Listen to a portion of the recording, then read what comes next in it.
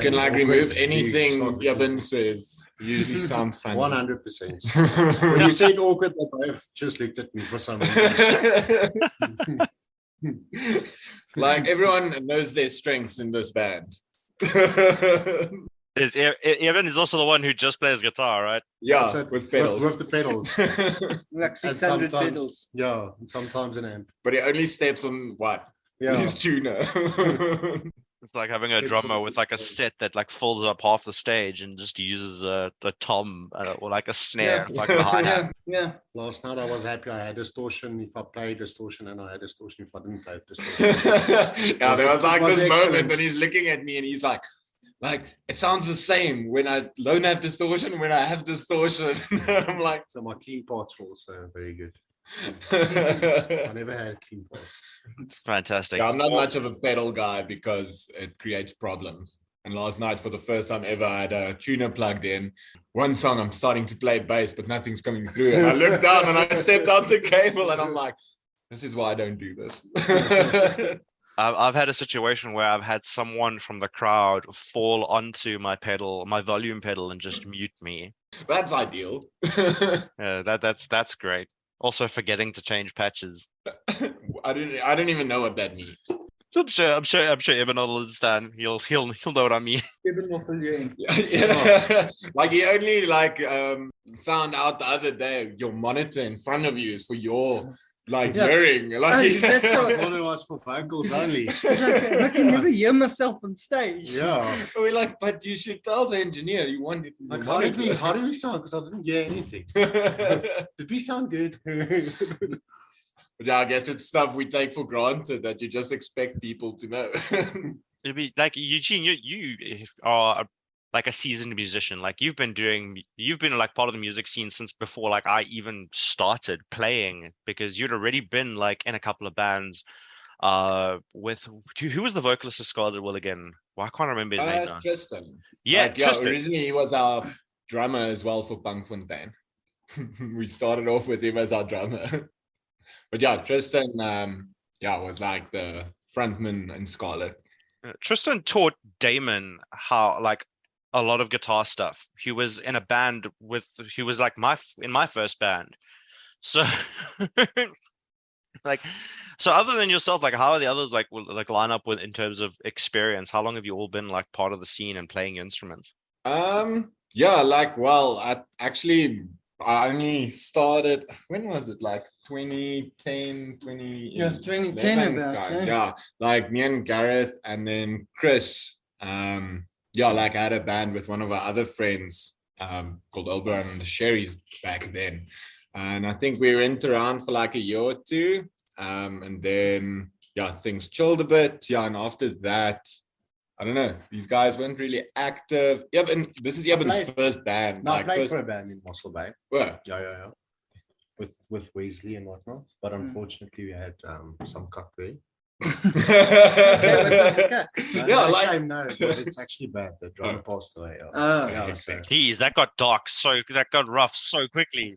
But I've been glad that is quickly. I think we can edit that awkward.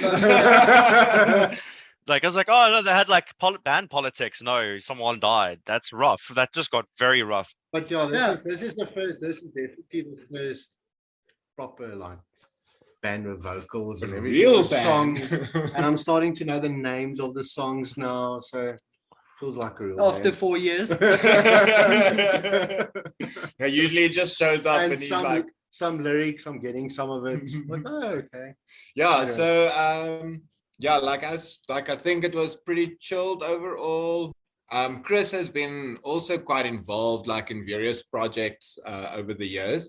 Champagne and Blue Veins he's been like quite busy keeping himself busy as a drummer over the years. But he's the only qualified musician. He's the only real musician. Like I've just got some photos to back me, but it only looks that way. It's a good selling point. Appearance is everything. Exactly. Like we're living in the age of social media. That's fantastic. Like I'm actually shocked, dude, because like we started playing around about more or less the same time then, but I only got involved in playing live music in about 2013, 2014, I think. There was a couple of, like, if maybe Yeah, a like few I years. was thinking, like you also, like you were involved. I don't know. Like it should have been like around the same time, but obviously we didn't know anything back then. Like, Bold of you to assume I know anything now. well, like at least you know what bands are on the circuit, like How to use the monitor. or how to use a monitor. Yeah, back then we were just like these little kids from Punkfontein, and we like, what? There's bands around us? Like, what is this? I remember that, like, as well. Like, I grew up in Krugersdorp, which is like a stone's throw from Randfontein, and like I remember getting involved and then discovering like how many musicians actually lived in Krugersdorp and Randfontein, and it was it blew my mind. Like, yeah, because you don't really know that. Like, for instance, Tristan, I always like knew about him, but we never like our paths never crossed. And then I bumped into him the one night in Pick and Pay, like a Sunday night. And yeah, that's where, I don't know, our adventure like kind of started. But it's funny how, yeah, people are around you, but you're not like aware in a sense until you are. It's crazy. I think I met Tristan through like being in a church band. The far cry from today's situations. Yeah, like, because I think that's where he started and stuff. I think that's why we weren't friends. Shocking how many musicians started out as church boys and like in church bands and stuff and youth bands and all those things. Because the only place you really could make music, like if you didn't know about the local scene. Yeah, like, well, obviously it gives you the platform and like opportunity to like, yeah, jam with others and like actually learn your stuff. Yeah, I don't think one of us started in that environment. Now, Tristan, during high school, I always heard about, we came all from Randfontein, right? So in high school, I was in a different high school, but then the people there went to the same church as Tristan, and they'd be like, oh, you got to jam with Tristan. And I was like, oh, okay, what band's he? No, he's in the church band. I was like, okay, I don't think we're going to jam. Then a few years later, just after high school, I get this message, and it's like, yo, Gareth, you know where I can get some green? And I was like, I don't think Tristan's in a church band. Like something's telling me a different story now. Well, like your first thought is this a setup? Is this a Yeah. am I about to get raided? Guy from the church band asking me for Zol. Nah, Yeah, like what's some, going on here? what's it, like sting operation? Like, I was watching your guys like you were talking about it just now, the live video that you guys did. Tell me a bit more about that experience. It looked like it was a lot of fun. yeah, like it's the first time, like, well, we went to work with Evert Snyman at, what do you say, like Pariah Studios. Yeah, it was the first time we, as Punkfontein, went to him. We just did a quick, like, live recording. I think it was a cool experience. I'm always nervous about, like, live recordings because it's terrifying. Like, doesn't matter. You just need to nail it, obviously. So just be tight. What was your experience? We did our first take, and he's like, you guys are actually tight. Then we did our second take. And our third and our fourth and our fifth. And I think the first take was the main one. It's funny how that first take is always the good one, and then you try and replicate that, and you're just like, you can't play your instrument. You can't play your own shit. Yeah, like I'm warmed up now, but nothing wants to work. Yeah, what was your experience, Evan? Like, that was the second time you like did a live recording. It's lekker. I don't know. I just went in there, did my thing. Pressed some pedals. Yeah, it was lekker. It was a good experience, I think. It was good hanging with the boys. Yeah, like usually the studio environment's quite fun. I don't know, it's obviously exciting, like, so it's like just this vibe, and then you build on it. Yeah, it's like nice, obviously, like, building on that song and seeing where it goes, because you have your original idea, and like within an hour it entirely sounds different with each like contributing like element. It's interesting that way, like with music, how the bigger picture comes together, and like how the different elements can completely change the feel of it. It's like always something that's fascinated me. Like the smallest thing can just, like, with even the song we releasing end of October. So we started writing it about just over 2 months ago, I think. Like, obviously it was just like one piano key thing, like synth, like riff of like 5 notes or whatever. And that's where it And it just started. evolved. And then like it just became like obviously this big thing. I don't know. We're quite proud of this one. Yeah, like, Dis 'n groot ene. Yeah. I'm stoked to hear it. Different from all the other stuff. So we're keen to release yeah, it. it's not as like the standard punk rock feel at all. Mm, It's got a little rap in. Gareth's a big rapper, yeah. pro rapper. He's street cred in Randfonteinsville. The Randgate rat. Randgate rap. That's Hey, actually Eugene. like, hey, now I've got like an idea for my solo project. Thanks. Yeah. Eugene lives in Deep Rangate. Yeah, that Yeah, that's Deep Rangate. Rangate rap, nice. Taken.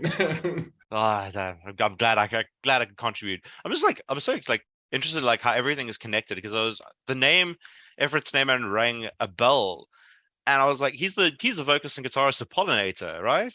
Yeah, I love that band, man. I still listen to them even today. but even obviously his solo stuff is like he's a great musician. Yeah, I've been working with him. I know Scarlet, we did one EP there. And just like overall since then, like yeah, he's been, I don't know, we've quite like Your been go-to around guy. each other, like, but he's a beast. Like he's anything, I don't know, he contributes a lot when you work with him. No, I can only imagine. That man's a fantastic musician and just all out great input. And like when doing like vocals, like when we recorded the vocals and stuff, and then like the way he like the harmonies, and produces and guides you, because obviously from Pollinator they do those 3-part harmonies and it's like crazy. So obviously now in this environment, I think we had like each 4 layers of vocals like overlapping with different like harmonies. It's like, okay, but now we have to kind of somehow pull this off live. Like even sing a bietjie daar.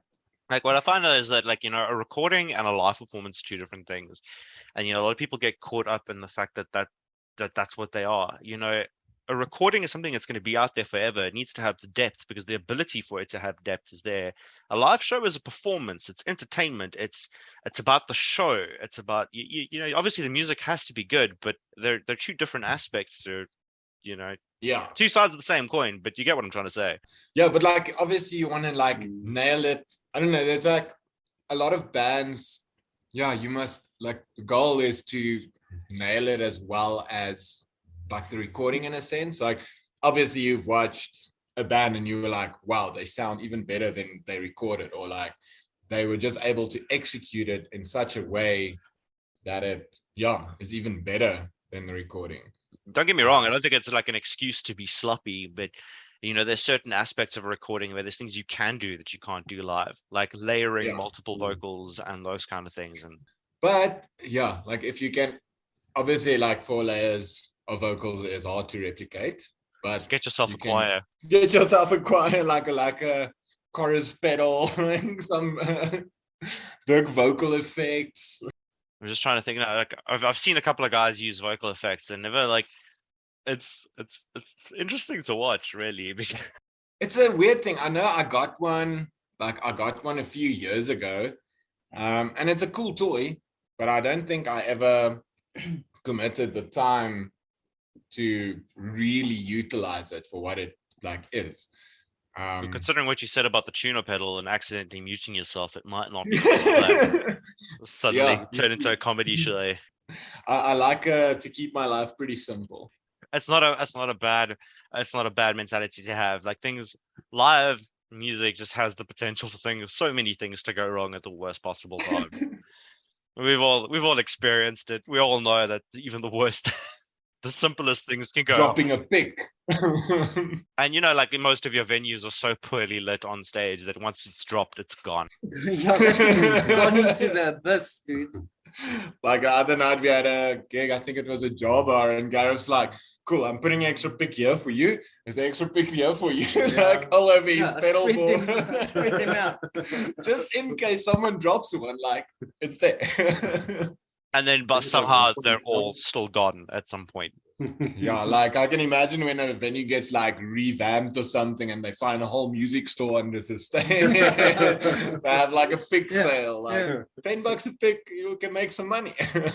I can only imagine. Like, and there's some venues that have been standing for a while. I can only imagine what they've amassed underneath there somewhere.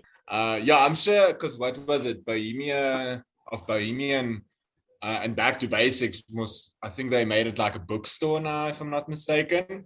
So I can just imagine A what book they and went pick store. through. A book and pick store, yeah. I can just imagine what they experienced while like renovating that place.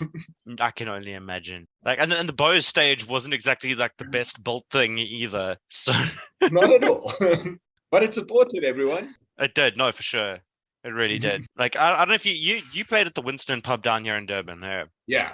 Had a very similar vibe to the Bo. That's also gone now, unfortunately. But I actually saw, or it seems like it, but it seems like the scene that side is like doing, it's pretty pumping. I don't know. I've been following Poster Boy and Saturn. Saturn Return.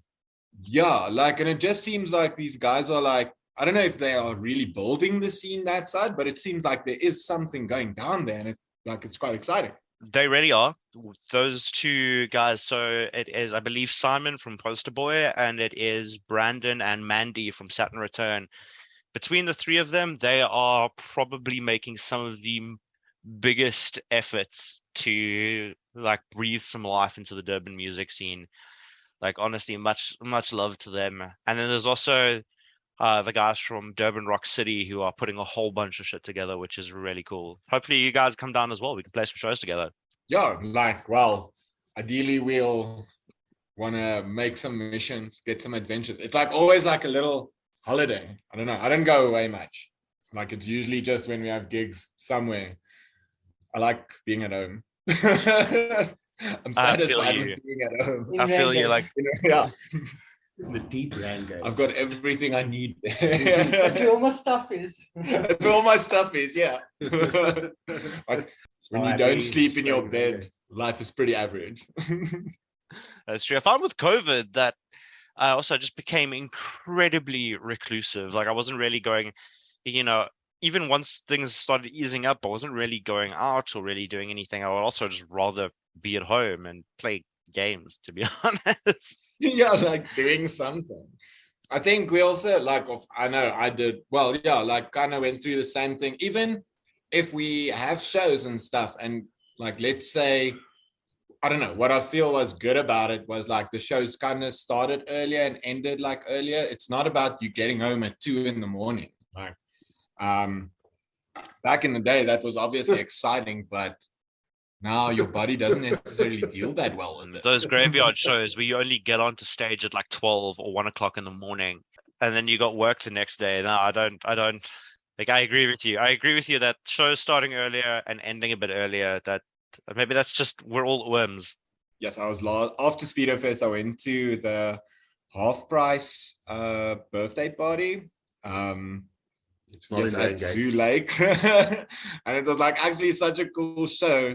I don't even know what time like they finished. I thought it was because it's quite a residential setup, but yes, they were just like powering it, and like, yes, it was such a great time. It was my first time there. I didn't even notice like what time they finished, but yeah, it was a good commitment though. That's great. Tell me about some of your favorite experiences with Punkfontein. Smoking kills. None. I don't have any. Yeah, definitely smoking kills. Yeah, like, how about you guys talk about it? Smoking kills was a shit. Was it like a crowd? Was it like a gig? Atmosphere was like was good. Yeah, it was quite like, I don't know if you've seen Smoke, or if you've been at Smoking Kills before, but yeah, it's just like super small, tight venues. So like there's, I don't know, I want to say like 50 people, and then that place is packed. And it was just, yeah, such a cool vibe. I think there's obviously like certain spots in Joburg, yeah, like certain crowds that go to specific like places, and it was actually ideal. Like, yes, people loved it. Like, I think it was our first mosh we had ever. I was like, yeah, everyone's in danger. Like, it's so small and so tight, but like people were like raking it. And then obviously, like, I think we were playing with Shameless, And yes, then that place just got torn down. No, that's great. Like a mosh breaking out is always like an interesting experience, especially if you don't generally experience it. Like, and I know when it like happens at a show where I'm at, I'm like, cool, I'm just gonna go stand there in the corner. Like, I think the other evening I got headbutted in the nose. And like I was playing, so like because I was playing later that night, I was like, cool, I'm just gonna back away before I get like violated here. I'm just gonna like take a step back, otherwise I'm obviously not. Now please bear in mind I am 6'4", so the velocity of that person to have headbutted me in the nose, because they were quite small, like it was impressive. I backed out. I got out of there.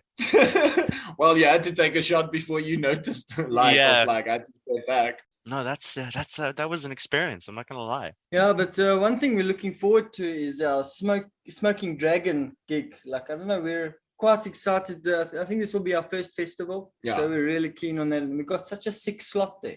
Smoking Dragon happens where? In the Underberg, in the Berg, isn't it? Yeah, there, Drakensberg. Yeah. Sunderberg. Yeah, so we're quite keen on that. Adventure. No, that's quite a popular one as well. That's a nice. Yeah, like I've always like seen Smoking Dragon. It's always been like, yes, I would love to gig there one day. Yeah, so I'm glad it's with these guys and they can look after me while I get wrecked. Let's just hope your Kia makes it there. It doesn't matter. No, that's cool. I wanted to play like Smoking Dragon, but I don't think they really cater to the metal side of things. At this point, it's more of a Yeah, they actually have quite like a diverse lineup overall. It's Eugene begged for that slot. Yeah, I did. Yeah. No, like obviously it was like I've been asking them for like 6 years to get a slot there. or No, 4 like years. it's obviously been a hustle, and like cool. Thanks for taking the risk. Yeah. Now we like need to be super prepared. And Ibn's booked himself into a 5-star hotel, and we're going to sleep in tents. Yeah. nice. I'm gonna be sleeping at his feet. I'm gonna be like, hey, can I just quickly come shower and then not leave? The Yeah. mini bar in your hotel room. Yeah, you're not gonna have this, right? Look under your bed and there's like a whole campsite set under there. Yeah, like I'll just put my sleeping bag underneath. I don't need to pitch a tent. I'm sure there's like a little couch I can sleep on. At least let us come over for a shower. Yeah, that's one thing. Like after all the oppie When copies. everything's done, you guys can come take a shower, and then from there you go drive back. Yeah. Like not being able to shower or like having like missions to shower. Yeah. It's just the worst. But you're used to it. Nah, not after that one experience. It's normal there in Rangates, isn't it? Deep Oh, rain. the base living conditions. Base living conditions. I was looking at the lineup of Smoking Dragon for this year actually, and it's quite cool. Like I see Satanic Dockwood there as well, Black Cat Bones. Rough Magic. I think yeah. was also announced this week. Shameless. Shameless going to be there. How they done it? Yeah. I see like a lot of names. I reckon that looks like such a sick lineup actually. Yeah, I think the main thing is just like I'm really excited about the environment. Like I've never been there. Obviously, it should just like be beautiful. I think Biggest I'm under the stage ever. impression that's why people go there. You know, considering that out of everyone in this call, I live closest to that. I have not been there either. And you're like, how far is it for you? Like a few hours? Not even a few. Probably about an hour and a half. What? Sure. It's like our Pretoria trip. Essentially, like we played a show in Howick this weekend that passed, and that's like pretty much en route to the Berg. So is that like isn't that something you'd like maybe go away for the weekend? But I don't know, I haven't been there. I'm quite excited to see it. Any Bergeviews? I don't know if it's really mountainy though. Yeah. Should From be. what I In the gather, name. it is. From what I Yeah, like from what it's I in the name, understand. right? Yeah, like I'm pretty sure if you like check out the photographs of the site, like it's beautiful. It's a beautiful place as well. Somewhere near Clarence, eh? I think what something we're not taking into consideration is how far the Drakensberg actually reaches. So Yeah. now that I think about it, I might be speaking of a completely different end of the mountain, to be honest. Yeah, like for you to reach the initial side, but the camp is on the whole other side. It's like a 3-day hike just to get there. Just remember, the closest thing we have to Drakensberg here is the Krugersdorp mine dump. Oh yeah. And they're busy driving it away anyway. We used to climb that thing as teenagers, and now that I Yeah. think Yeah. about that, in hindsight, it was probably not the best idea. But Yeah. Exactly. Like that, we did such like, I don't know, it probably made sense back then, but now that we understand what we did, it's very questionable. yeah, like you do some dumb shit as a teenager, man. Like, especially like in Randfontein and Krugersdorp, like teenagers did some stupid thing. It's because we didn't have movies and malls around us. It's a very damn good point. There was nothing else to do but Like be dumb. Key West came late. Demand. Demand, yeah. Like we had this like super dodgy place that we just discovered, and like we probably hung out there for like a few months. Like it was just like, you know, one place all our friends could meet up and just like hang Make out, a huge fire. make a huge bonfire. Like our lives were in danger consistently, but it didn't feel like it. I think your concept of being in danger as a teenager is severely like skewed compared to when you're an adult. And there's Yeah, you don't realize the day. Like I don't know, maybe we just like more careful and like aware of risks overall. But yeah, back then you're like, what's the worst that can happen? Yeah. Meanwhile, you can fall into this big sinkhole you're walking on. You could die. You can die, but it doesn't matter. I mean, like those mine dumps, they had like harmful chemicals and shit in them as well, but we did not. Yeah. care. Exactly, and you've been rolling around in them. Yeah. We once actually had a braai like 200 meters down some dodgy pit hole. One of our friends, shaft. Yeah. mine shaft. One of Yeah, our friends' friends, yeah. dad bought a whole mine, And it took us underground. and we thought it's a good idea to go have a braai down there. That sounds like an amazing idea. Yeah. Not ideal, but it was a cool experience. I know now I do not want to be underneath the ground. Yeah. I want to be on the ground. Yeah. I'm not cut out to be a miner. Oh, that's like I'm just like it's reminding me of so many things.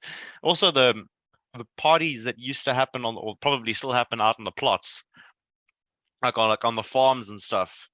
You would just be out like in the fucking wilderness having a party, getting shit faced, and just waking up in a field somewhere. The good day. No, I'm joking. Like I don't think. Yeah, I like being aware of things now more. Consequences. Yeah, like I've paid too many prices over the years. Yeah, I'm glad we're off of our negens. No, that is true. Like I definitely made some questionable choices, and I'm glad I'm still here. And I'm sure you guys can say the same.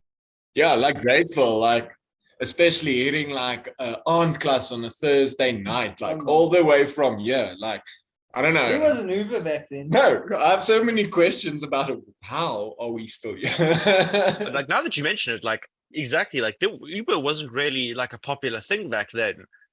You wouldn't like, you would just have to try and make a plan to get home or crash somewhere until someone could fetch you. Yeah. Or risk it and like drive. Hey, mom. Hey, mom. Fucking up. Where are you? But you know, in a different province. Yes, I remember the one night we went out to like Cool Runnings 4 ways, and for some reason the guys thought it was a very funny idea to get me a flaming Lamborghini.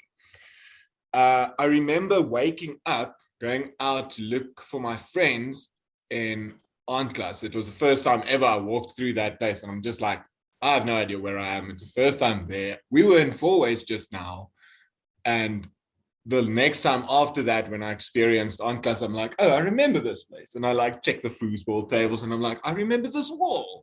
There was a night that we also threw Eugene in his own car's boot.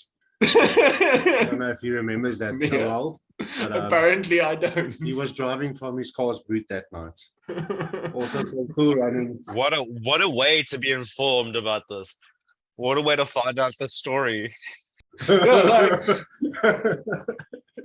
And we were just like talking about it, what you guys like, yeah, did with your friend, and like, yeah, then you wake up and you're like, what's up? It was such a mission to get him out of that boot and into the room. Yeah, well, he clearly didn't wake up. That's I'm pretty sure I was comfortable.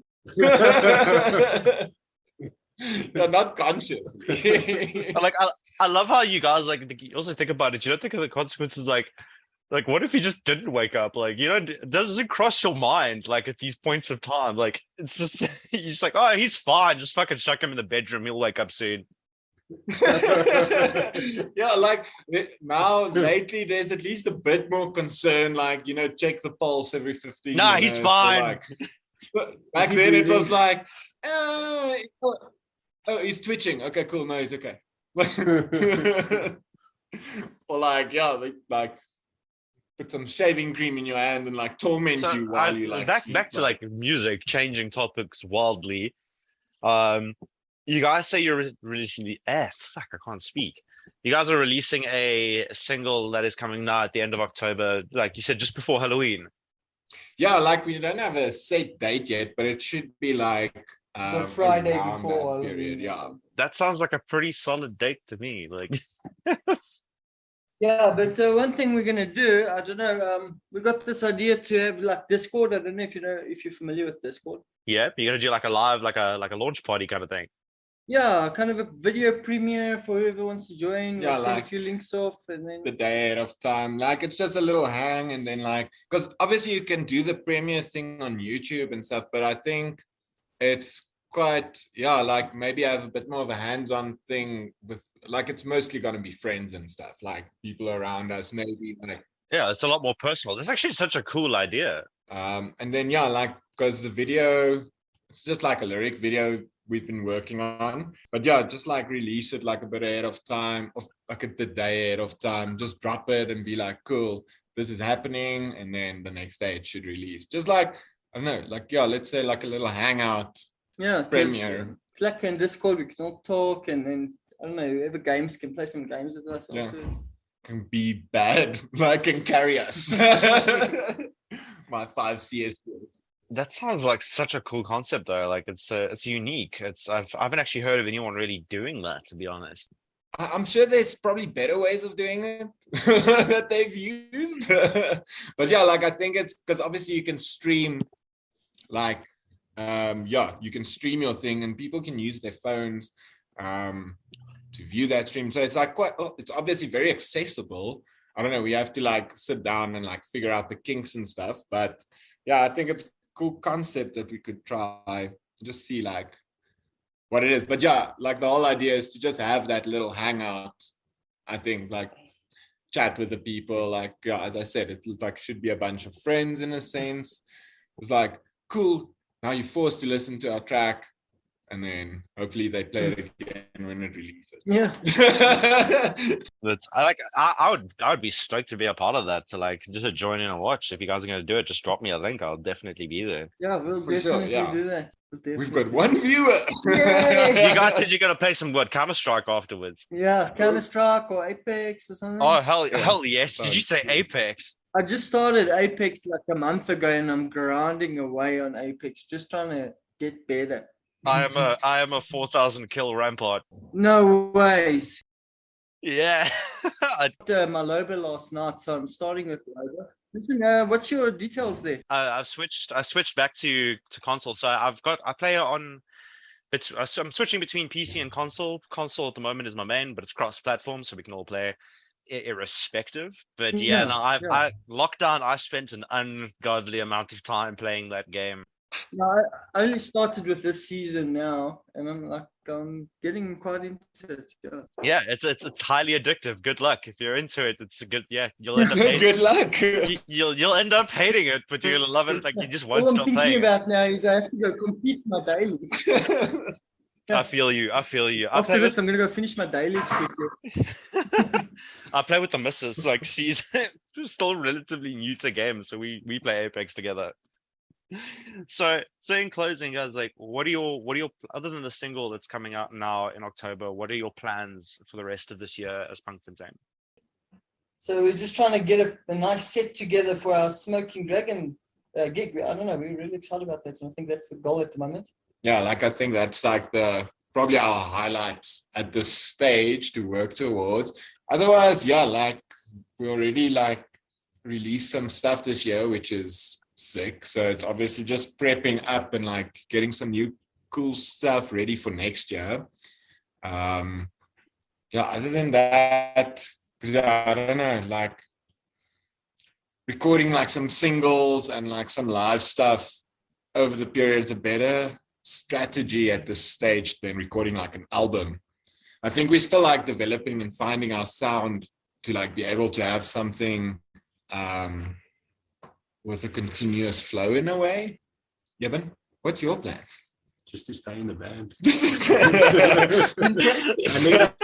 That sounded so sad. I just said, well, you should hear what happened to their previous drummer on their previous band, so it's a little bit dodge mission. Like we like to keep our members on their toes. Like no one should be comfortable. Everyone is replaceable. I don't want peace, I want problems. Except me and Gareth, because we're singing. No, like it really sounds terrible. It's true. Yeah, but you're safe though. There's So no other I guitarist. didn't get the question or the things I like it. So, I was zoning out on something else. But yes, everything they said sounded very good. And then where can people find you guys? Where, on what platforms can people find your music? And like, Yeah, it's available on all the streaming platforms. We've pretty much got videos for all the releases as well on YouTube. Find us on Instagram, Facebook, I think TikTok. I think everything is like Punkfontein. I don't think we had to fight for the name, right? It was an easy battle. So yeah, like everywhere it should just be available as Punkfontein. no, fantastic. And we usually play out with a song from the artist. At this point in time, what song that you guys have released would you say captures Punkfontein at its best? Yeah, like, well, I think it's only the two we've got available. So yeah, like maybe Daisy is the most recent one. Yeah, I think that one should be cool. Okay, fantastic. Daisy it is. Guys, thank you so much for having a chat with me. I'm so sorry about zoning out and then Thank you. Yeah, thank you for your time, man.